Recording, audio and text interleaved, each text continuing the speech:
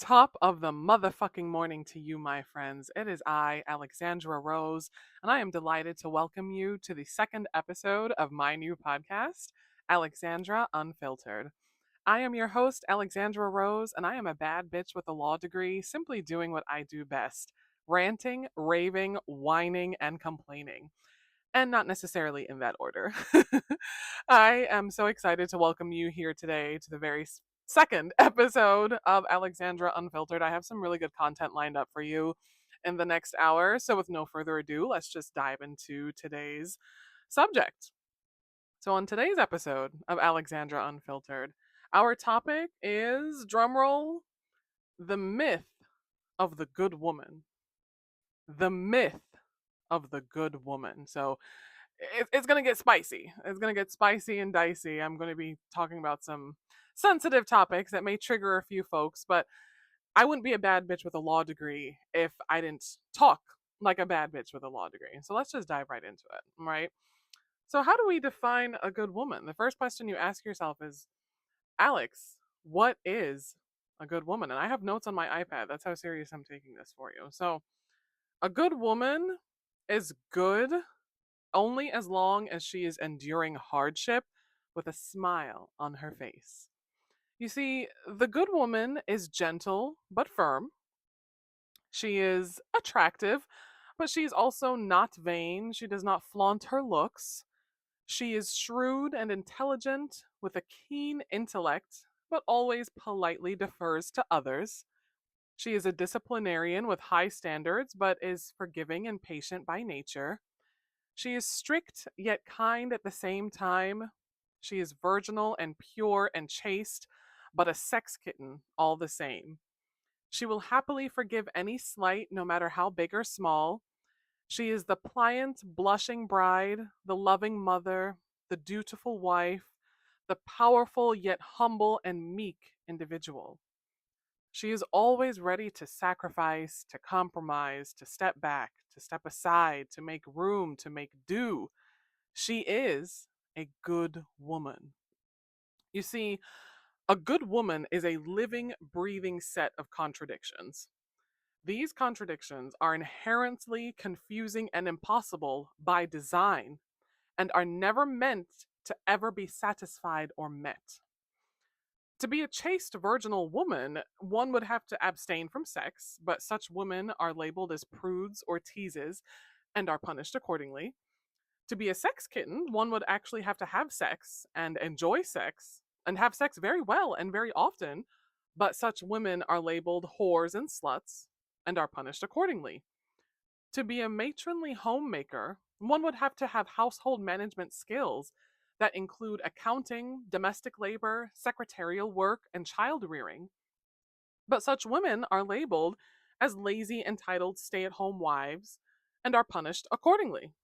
To be an intelligent, ambitious person, one would have to pursue accomplishments in the business, educational, or political fields. But such women are labeled power hungry bitches who sleep their way to the top and are, yes, you guessed it, punished accordingly. The good woman is damned if she does and damned if she doesn't. Why? Because the good woman isn't being punished for being a good woman. She is being punished because she dared to commit the original sin of being born a woman in the first place. And that is why all women are good women, but no single individual woman is ever good enough to be a good woman. All right. So I recorded a TikTok earlier today or earlier this week where I posited a theory that with women, as we age, we have a tendency to become pick me's. And as you already know what a pick me is, if you don't, Google is your best friend. But it's difficult to fight and unpack millennia of social conditioning living under and within a violent patriarchal structure. So, what happens, I've observed with women, is that they reach a certain age, whether that benchmark age is in their 30s, their 40s, their 50s, it could be any age, it could even be as early as their 20s. And if they're still single, they take a look around, take a lay of the landscape, and they determine that in order to be picked by a man, They will set aside any of their personal convictions or beliefs and do whatever it takes, say whatever they have to, neglect whatever parts of themselves they have to neglect in order to be picked by a man. Because our social conditioning under this patriarchal structure tells us, trains us, schools us to believe that as a cisgender heterosexual woman, the only value you have is your value to be picked by a man, regardless of any other accomplishments, achievements, regardless of your own humanity as an individual, as a human being. None of that matters. You have committed the sin of being born a woman, which is the ultimate sin in the eyes of this Christo fascist heteropatriarchy. So, therefore, your only value thus is how and whether and how soon you can be picked by a man. Now, the requirements of the good woman are absolutely double standards because there's no social definition of the equivalent good man to this good woman. And as I probably neglected to mention, for the purposes of this discussion, I am using woman, and my default definition is cisgender heterosexual woman. I do that because I do not want to speak over the voices of transgender and homosexual same sex relationships. Okay. So, in the definition of a good woman, there is no there's no male equivalent of good man to match this good woman. Even when you examine certain Christian beliefs, the idea is that Eve was created to be the helpmeet to Adam, and Adam is just there. There's no elaboration on what Eve is helping Adam do specifically. That's where society and culture, I guess, came in to make those definitions. But Eve is just supposed to be his helpmeet, and however he needs help is how what she's supposed to be there for. That was her entire purpose, her entire reason for being created. Adam looked around and was lonely, got tired of him and his hand and some lotion, and the creator, the divine creator, in all his infinite wisdom, said, I will design a being for you whose only reason for existence is to help you. There was nothing, there were no other attributes or any other characteristics or traits assigned to Eve other than being Adam's helpmeet, right? Now, by the same token, in the same breath, there is also no other description as to how Adam is Eve's helpmeet, or excuse me if I'm mispronouncing the phrase. If you are familiar with the church, the Christian church, then you know which phrase I'm referring to, right? There's no male equivalent, right? So what does Adam do? Well, we as society came up with the idea that men should provide and protect, but we had to retroactively apply those ideas to what the biblical text says, because the biblical text, in a strictly reading the text as is approach or interpretation, doesn't really define Adam having characteristics other than just needing a woman in his life, right? And that woman had to be a good woman because she was there to be a good woman for Adam. She wasn't there to be a good woman to look after all of the animals that God created in the Garden of Eden. She wasn't there to be a good woman to tend to the floral fauna of the Garden of Eden. She wasn't there to be a good woman to lead Adam in certain ways. She was just there for Adam's purposes. And a lot of our wannabe politicians, that's what they want women to return to. At the date of this recording is Monday, November 4th. Our US presidential election is tomorrow, November 5th. And of course, I have been in election anxiety since July 21st, 2024, and President Joe Biden snatched our wigs and unexpectedly announced that he was no longer seeking re-election and instead endorsed Vice President Kamala Harris, right? I've had election anxiety ever since then, despite all the confidence and the surge in hope and everything like that. We have candidates like Donald Trump and JD Vance who are perfectly comfortable relegating women back to that role. It's their entire campaign premise is focused on what women should and should not be able to do. When you listen to what they're saying, it's very rarely focused on actual legitimate policy. So, questions about what they plan to do about the economy, specific questions, both specific answers.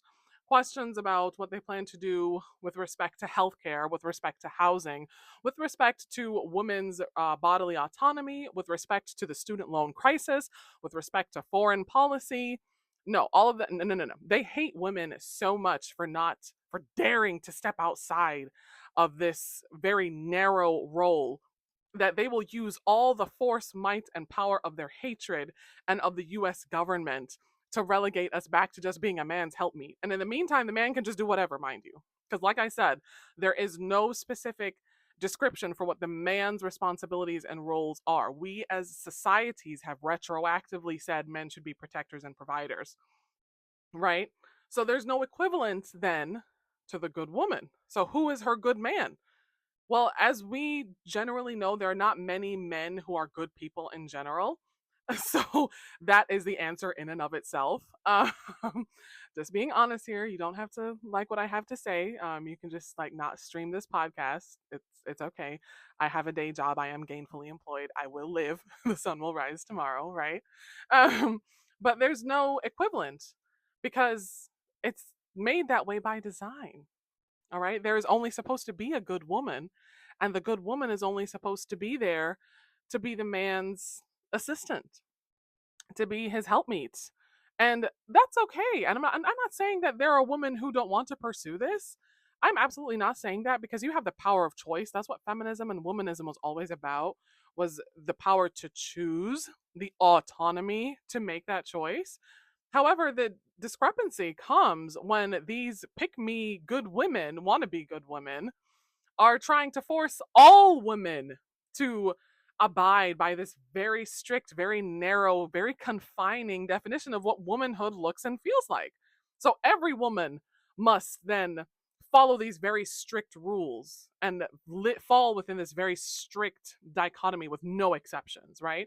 So I don't get to live my life, my dreams, my hopes, my decision making ability, my ability to make certain choices. I don't get to do that because you don't think I should, even though you're another woman. And that's where myself and these very conservative individuals politically part ways. Because why can't you just stay over there and mind your business and just live your down home on the prairie trad wife lifestyle in peace? No one is bothering you. Really, no one really cares. It's that you want to enact legislative policies that say I should have to do that too. That's how I know a lot of these conservative trad wife women are so full of shit. And I'm going to say that explicitly. Dog shit, horse shit, they're full of it. It stings from here to high heaven how much shit they're full of. Because in the same breath that they're talking about girl power, and they're talking about women should be in the household and women should be in the kitchen, just barefoot and pregnant and whatnot. In the same breath, they're using that same content to earn income from. You know what I mean? So is it that only men should be the income earners, or just you the exception to your own rules about what it means to be a trad wife or what have you? And please forgive me if it seems like I'm digressing, but I am not. This is all falling within under the same umbrella that these conservative women, these trad wife women who are trying to force this way of life on all women because they're pygmies.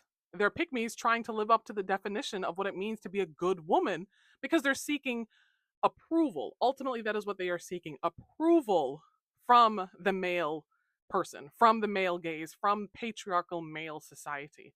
When, as someone who is a former pick me, yes, I know it's really hard to believe that me, your number one misandrist, a bad bitch with a law degree, is a former pick me.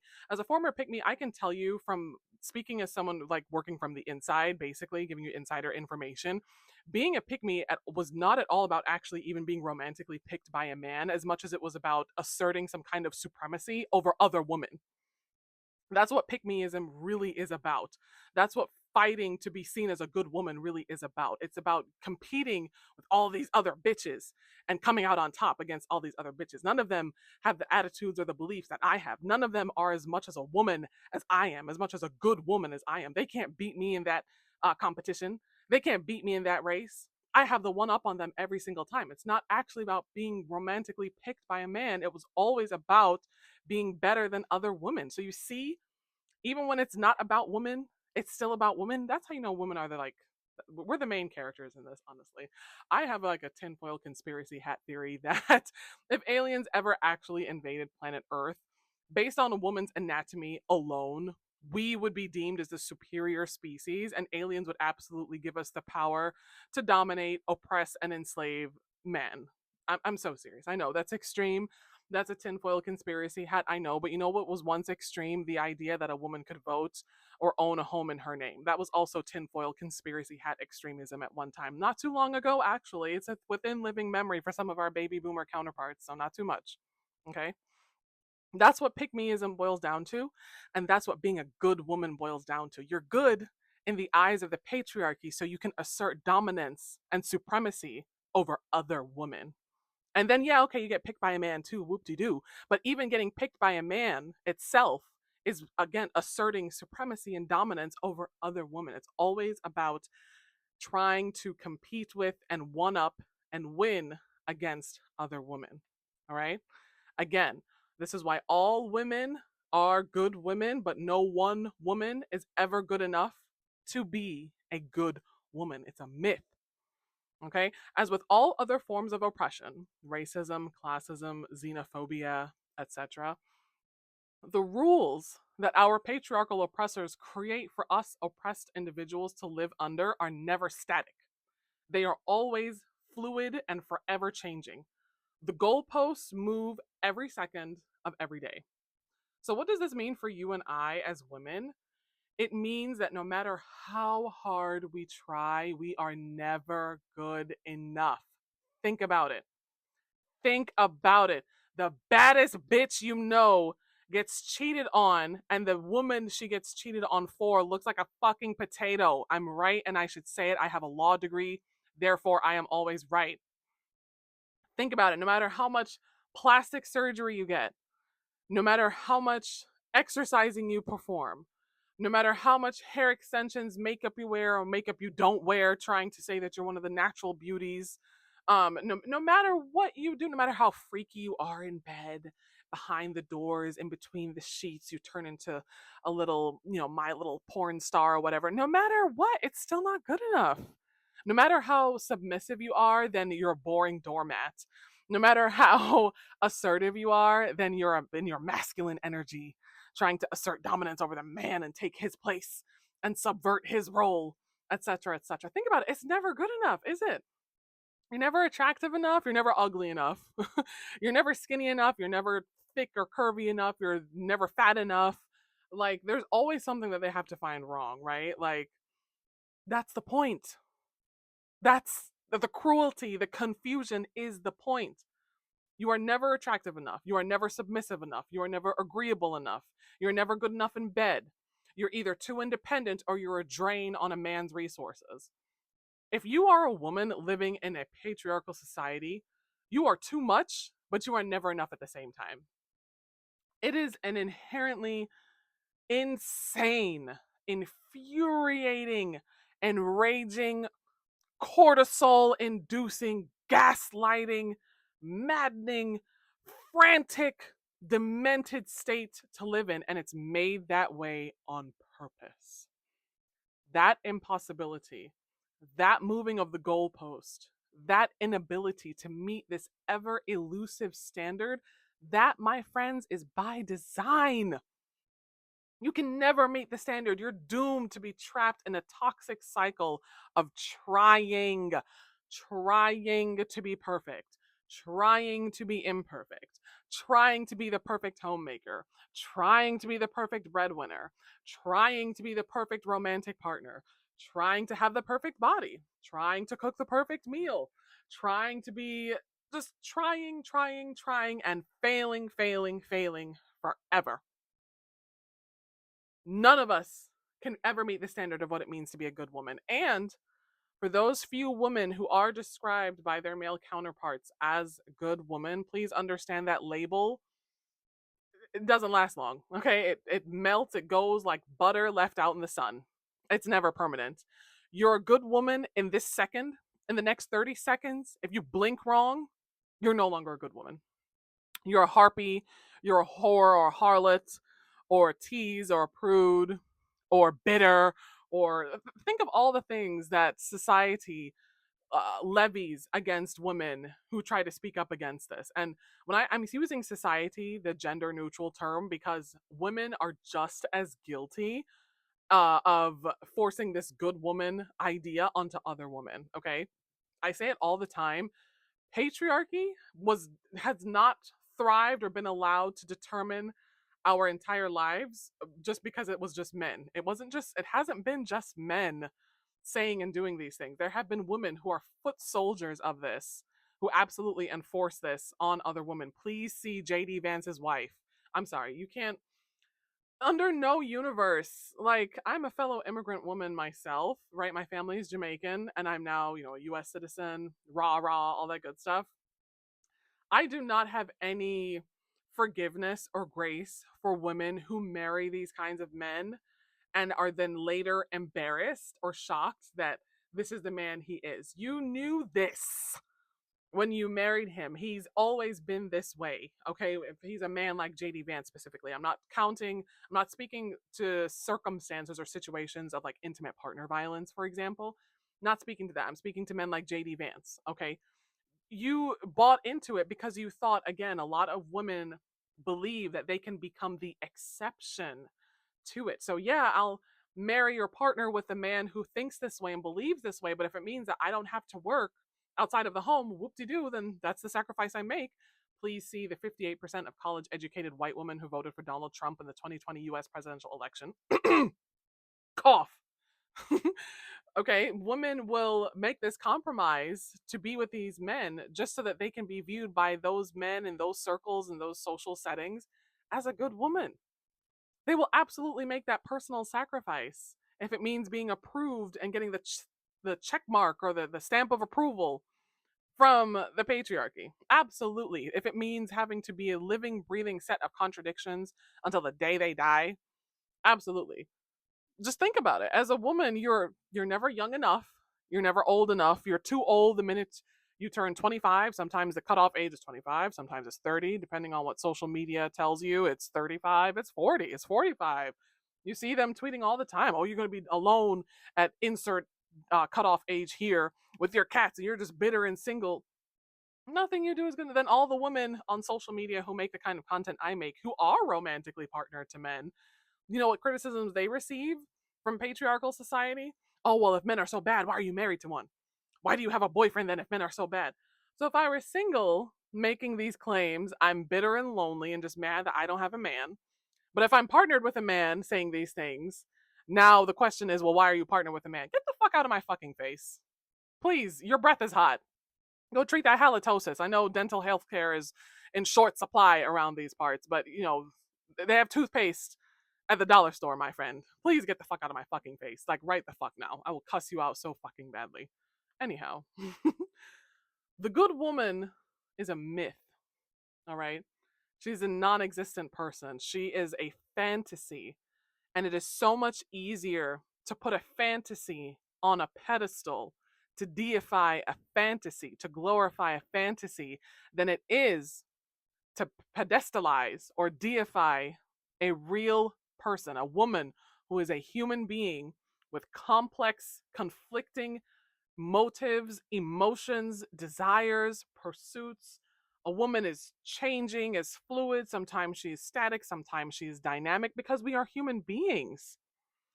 And quite frankly, as I end on this note, quite frankly, there is no reward for being a good woman. There is no reward. There's no plaque. There is no award ceremony. There's no cash prize. You don't get to win a trip to your favorite place in the world.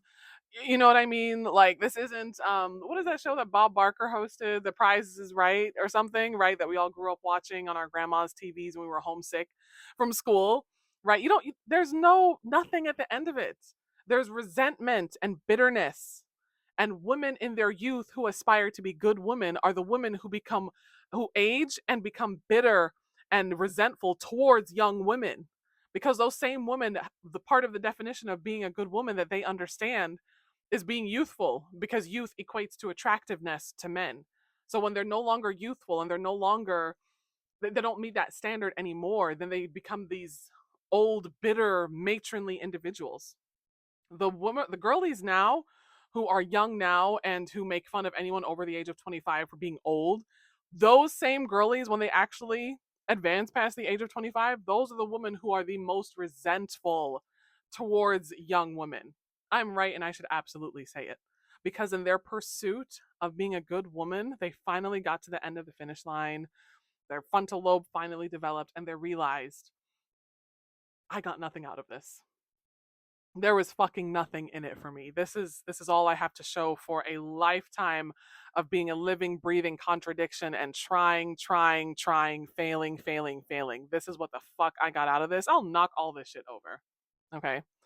So I've discussed before, my podcast is unique in that not only do I discuss and analyze problems and bring them to the forefront, I like to use the power of my law degree, my legal education, and my legal training to present possible solutions to these systemic problems, to these institutionalized problems. Because as I learned in law school, it is one thing to dissect a problem, it is another thing entirely to be able to solve that problem using your analytical skills and reasoning and logic and creativity. So you are a woman, and all your energy, talent, ambition is buried in the pursuit of the elusive goal of being labeled a good woman. Your time, your labor, your gifts, your body, your essence are poured into redefining yourself as whatever your particular society defines as being a good woman. And directing that same energy into yourself as a woman is a mortal sin tantamount to committing murder. Honestly, it's even worse than committing murder, because in these states that have strict, no exception abortion bans, the woman, the threats that they're levying at women to punish them for miscarrying and having abortions, the jail time that they're threatening women with, honestly, outnumbers the jail time that they actually give to actual murderers. I'm not exaggerating. I wish I were. So how do we as women solve this? Well, we're solving it now. I could say confidently, the past half century has been a one long case study of women examining this problem and actively undoing the societal burden and trap of trying to be labeled as a good woman. We have to continue working on it though, because as with any form of oppression, it tries to rear its ugly ass head every so often. On an individual level, I have found as a woman, I completely reject any and all notions of being defined as a good woman. I reject it personally. From the moment I open my eyes in the morning until I lay my precious, beautiful head down to sleep at night, I tell myself I do not want to be called a good woman. I would rather be referred to as a kind person. Maybe I'm someone who's sweet. Maybe I'm someone who's a little fiery too, because fuck everybody, right? But I reject that notion entirely. Every decision I make with respect to my appearance, to my actions, to my career and ambitions and pursuits, to my dating pursuits, whether I have those or not, every single decision I make is in defiance of what it means to be a good woman. So, what does that look like on a micro level? That looks like it's so simple sometimes. It looks like getting dressed and not really caring whether or not my soft little tummy pouch is showing because, oh, men like flat tummies. That's what that looks like. It looks like selecting fashion and clothing and makeup and hairstyles that I like as a person, as Alexandra, not that will, oh, that might scare a man off, or, men don't like all that makeup. Men don't like all that hair or those hair extensions. Men don't like all those long nails. No. I don't make those decisions with that purview. I make the decisions that Alexandra likes. I make decisions that will benefit Alexandra in the future. Because the polar opposite of a good woman is a selfish bitch. And I will happily be a selfish bitch within reason. Okay, that doesn't mean being unkind to people or being unkind to loved ones. But men are people I do not consider part of my loved ones or part of my network. I don't socialize with them or, that. So every single decision I make, from how I style myself to how I draft an email to a coworker at my job, to what kind of music I listen to the career ambitions, to the travel ambitions, to my own personal ambitions or dreams that I pursue, I'm not doing them with the specter hanging over my head of, well, will this attract a man? Or should you wait until you have a man to do that? Don't you want to get that out of the way first? Don't you want to find a man that maybe have a baby and then go back to your career? No, I don't make the decisions with that specter hanging over my head. I take that specter off from over my head and I stomp on it in my 6-inch platform heels and tell it to go fuck itself.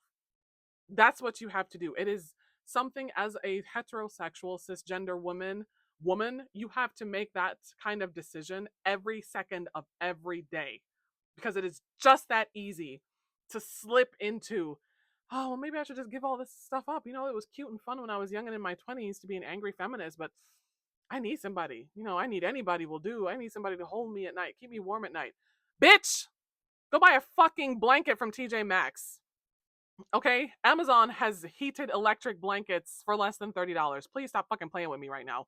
Because you saying that you need a man to lay up and keep you warm at night, what these partnered and married women do not tell you is the price of admission they actually have to pay to be married and partnered. Okay?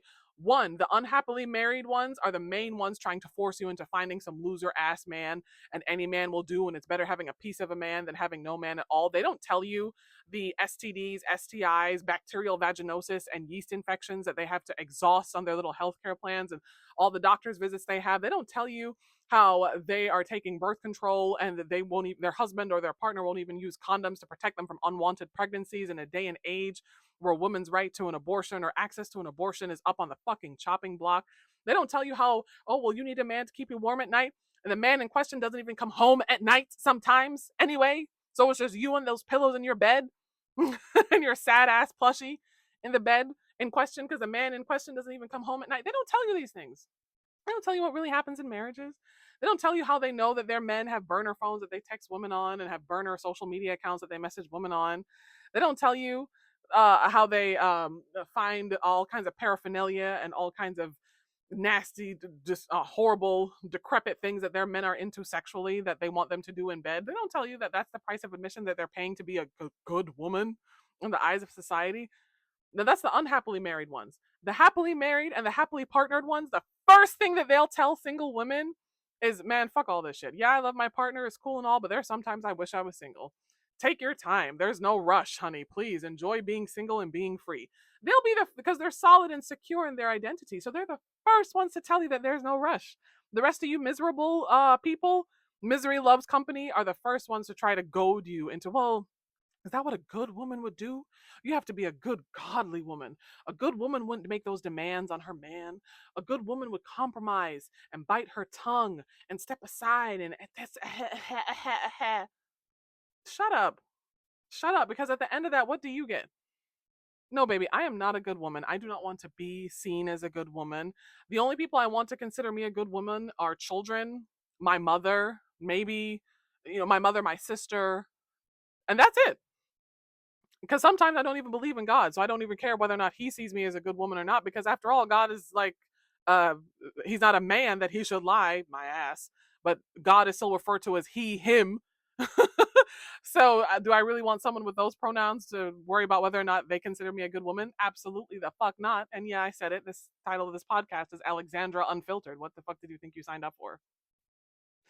In conclusion, a good woman is good only as long as she is enduring hardship and misfortune with a loving, patient smile on her face. And she is more than willing to forgive and accept and put up with misfortune, disrespect, infidelity, poverty, absenteeism, all if it means that she gets to be considered a good woman and that she's better than all these other bitches who think they're doing something. And those good women get cheated on with the women who are selfish bitches. They arrive at the end of their lives decrepit, they don't age well, they're miserable and bitter. And you know what they do? They transfer all that misery and bitterness to their offspring, their facially challenged offspring that they have with their ain't shit men. Because believe me, ain't shit men have ain't shit genes that they pass on to unsuspecting children. Okay? And then these good women look at us women who are trying to break the mold, who are shattering the patriarchal structures and destroying them permanently once and for all, so every woman in the future can have the power of choice and autonomy. Those good women look at us and they admire us from afar, but they want nothing more than to be us. But they'll never admit that. They'll never admit that in front of one another. They'll never admit that out loud. They'll never admit that in front of their ancient man. The good woman, my friends, is a myth, and it's time that we stop buying into that myth. I am here to bust that myth. There is no reward in a violent patriarchal society for being a good woman. Accept that and move on. Thank you so much for listening to Alexandra Unfiltered. Tune in next week for episode 3 of my podcast. If you'd like to find me on TikTok, search for me there at AlexRoseM_. I'm also on Instagram. Check out my hijinks over there as well at Alex_Rose_M. Sometimes I'm on that one app formerly known as Twitter, now known as X. Who knows what Elon and Musty is going to name it next? Bars. I'm sometimes on there too at Libra Rose Queen. And if you feel so inclined, do give me a follow, do give me a shout out, and let me know if you like my content. I don't care if you do or not, really, I'm just looking for engagement. And this has been Alexandra Rose, your gracious host, bad bitch with a law degree, finishing up episode 2 of Alexandra Unfiltered. I'll see you next time.